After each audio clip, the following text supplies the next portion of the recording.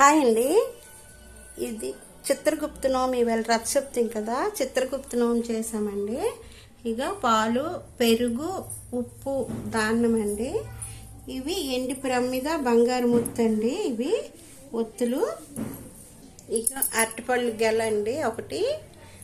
ఇలాగా ఇవి ధాన్యము, గుమ్మడికాయ, కంద, అల్లము ఇవన్నీ అండి ఇలాగా ఇస్తారు. ఈ పూజకి చిత్రగుప్త నోము అంటారండి. ఇక చెరుకుల బొద్దు ఒకటండి, చెరుకు బొద్దు. దీనికి టవల్ కట్టారు, ఇలాగ ఉండాలంట. ఇవి పెళ్ళయిన తర్వాత ప్రతి ఒక్క స్త్రీ చెయ్యాలండి. ఈ నోము చేస్తే చాలా మంచిది అని చెప్తున్నారండి. అలాగని చేసాము. పంతులు గారు వచ్చి వెళ్ళిపోయారండి. ఇక ఇదే ఈరోజు పూజ.